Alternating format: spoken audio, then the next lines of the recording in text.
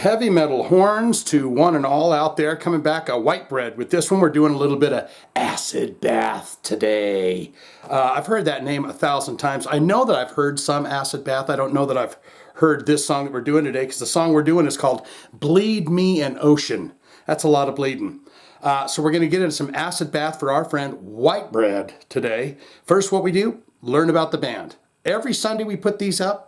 Same scenario every time. We learn about the band, then we listen to the song Bleed Me an Ocean by Acid Bath. If you're ready, let's do it now. Acid Bath, they have 106,840 monthly listeners to the Spotify account. Top 5 jams, 4 of them come from a different album than this one that we're doing. You've got The Blue, that's got 1.5 million plays. You got Scream of the Butterfly, 1.4 million plays. Cheap Vodka, 843,000 plays. You got Jezebel, 649,000 plays. And then this song we are doing here has made it on the top 5 in the 5 slot with Bleed Me an Ocean, 773,000 plays. This album here is called Pagan Terrorism Tactics from 1996. And since we're into the albums and we're talking about them and doing them and bringing them up, let's see what they've done here. Looks to me as though they don't have a whole lot here. They've got When the Kite String Pops. That's where those 4 songs came from on the top 5. That's 1994. And then 1996, you have Pagan Terrorism Tactics. And then you've got Demos, 1993 to 96. So this leads me to believe that they probably stopped at some point, right? Because you have a reissue of Pagan Terrorism Tactics. It comes out in 2010. And that's it. That's all I see here. Do they have other albums? Put it in the comments and tell me. Now let's get into them related artists. This will give us a kind of a genre. Let us know what people listen to when they listen to Acid Bath, who they might have played shows with. And you have Crowbar. There you go. White Bread's a fan of the Crowbar. We all are, aren't we? Agents of Oblivion. That sounds familiar to me. I Hate God.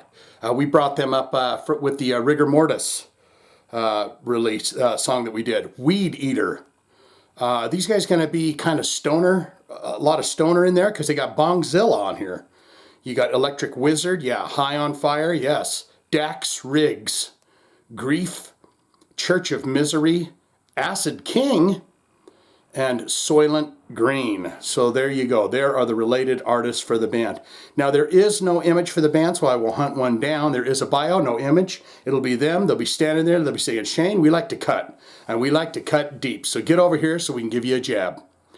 While they didn't gain much more than a cult following during their existence, Louisiana's Acid Bath has since attained a somewhat legendary status in the darker corners of rock and metal underground. I'm sweating like a horse pig because I just got off the treadmill and ran right up here like a freak to get going.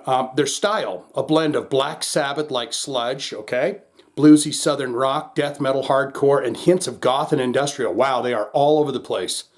Remains difficult to pigeonhole, having illicit comparisons to everyone from fellow Bayou Dwellers Soylent Green and I Hate God to less extreme acts such as Alice in Chains, Soundgarden, and 90s era Corrosion of Conformity. Formed in 1991, the Kenner, Louisiana-based group consisted of Dax Riggs. I know some of the Dax Riggs stuff that I didn't realize that he was in this band, but I know who Dax Riggs is, and I know he does a lot of solo stuff. Dax Riggs vocals, Mike Sanchez guitar backing vocals, Sammy Pierre duet guitar backing vocals, and Audi Pitry bass and backing vocals, and Jimmy Kyle. They kept putting them ands in there, and Jimmy Kyle drums, sweating like a horse pig. They recorded their first demo, Hymns of the Needle Freak, with the help of producer-manager Keith Falgout. This led to the deal with California's Rotten Records, which released the band's debut CD in 1994 entitled When the Kite String Pops. And the album was produced by DRI's Spike Cassidy. So there you have that. There you have that, my fine folks. There we have that. When I was doing just a tad of research, getting the song together and stuff, I noticed there was a lot of playthroughs, people on instruments playing this song. So I'm really interested to see what this is going to sound like. because there was a lot of people doing, you know, bass playthroughs, guitar playthroughs, drum playthroughs. So it is that time, Magic Nipple Tit. I give you a taste, I take a taste. We listen to Bleed Me an Ocean by Acid Bath right now. Dax Riggs, vocal. Here we go. I think he's done a lot more kind of acoustic guitar stuff now, but here we go.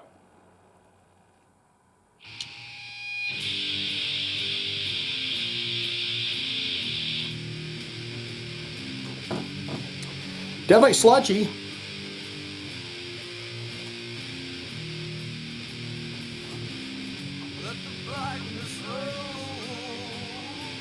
Oh, I can, yeah, you can hear that.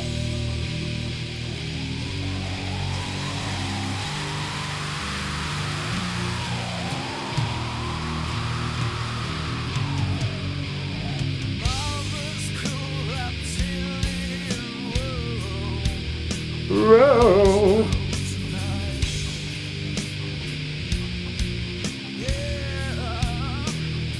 Yeah, you can hear that. Yeah, yeah.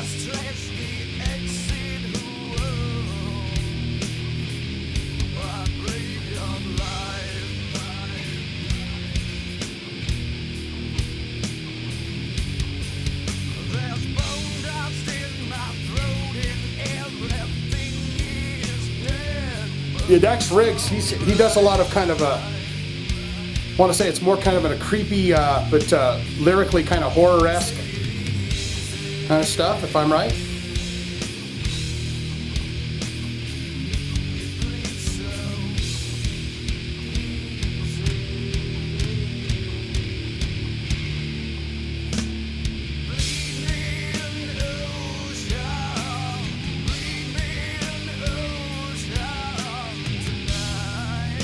I didn't think that they would be as sludgy.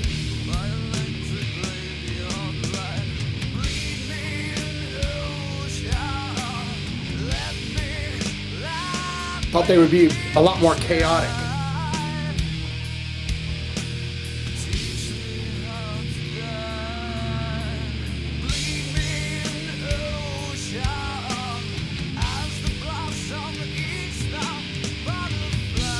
Mix is all right.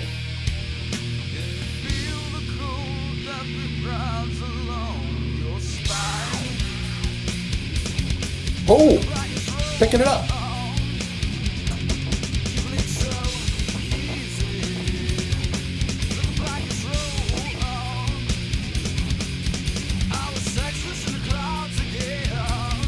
Can definitely hear that 90s Corrosion of Conformity influence.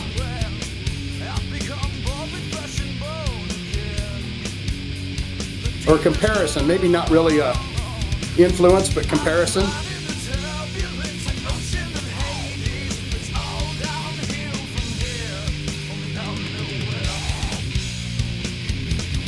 Got a guy growling in the back.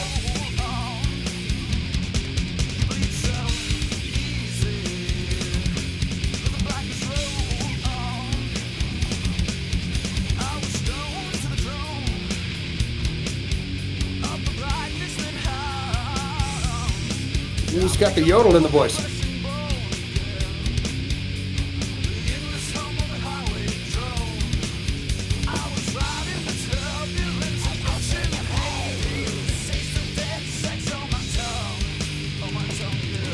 Sex on his tongue.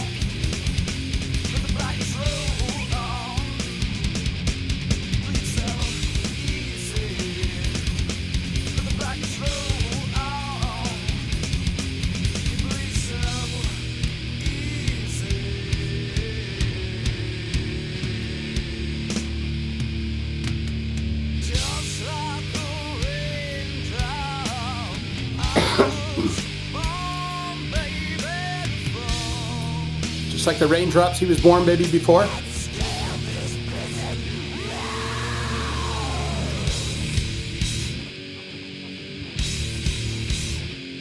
Oh, that's nice.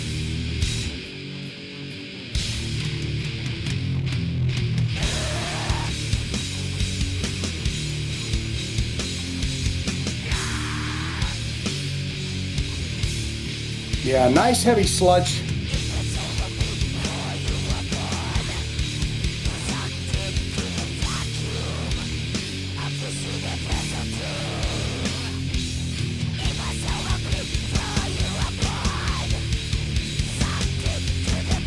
there two sides of Dax Riggs? One's a demon.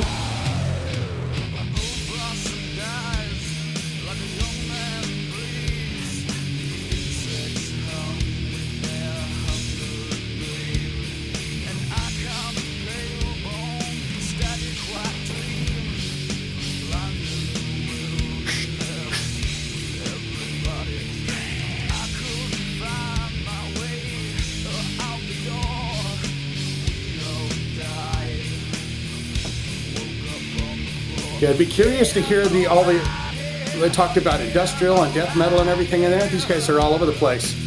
This is pretty solid sludge.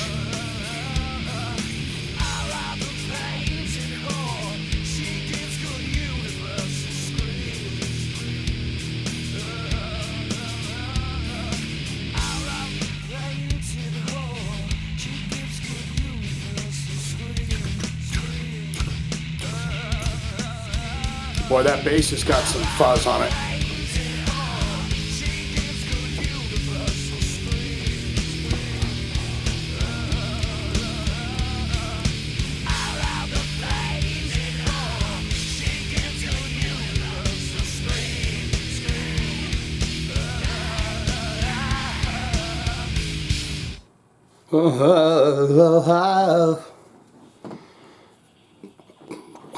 Got the flange, got the fuzz box. This is tranquilized.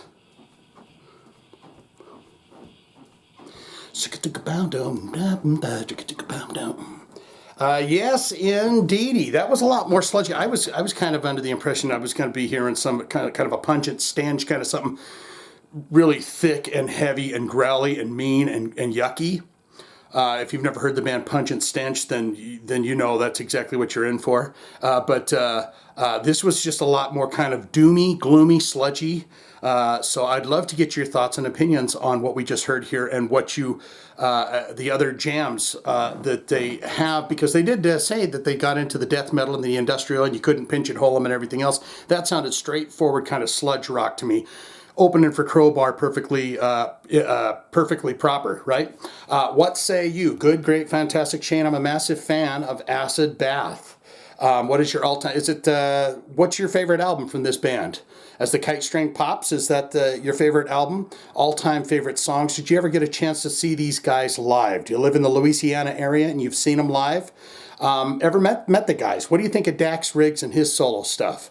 I definitely have heard quite a little bit of his stuff before.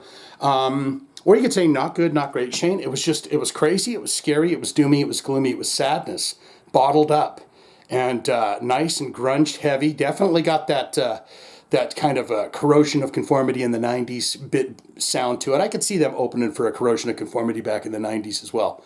Would it be the late 90s with that Albatross and all of that in there? Not my cup of tea. Hard pass on this one, Shane. I'm just going to go ahead and go wash my hair because I'm out of here. All of that can be put in the comments below. Don't you know, my fine and fantastic freaks and fantastic folks out there. If you have a hard rock, a heavy metal special request, you'd like to see it on this channel, it's a simple and easy process. All you've got to do is click one of them links in the description below. We'll get it on for you with thumbsy upsies to you in your honor. Or you could put it in the comments. If you put it in the comments, I see it and I like it, I'll hit it with the heart and tell you I'm going to do it, okay? That's all I got. Acid Bath.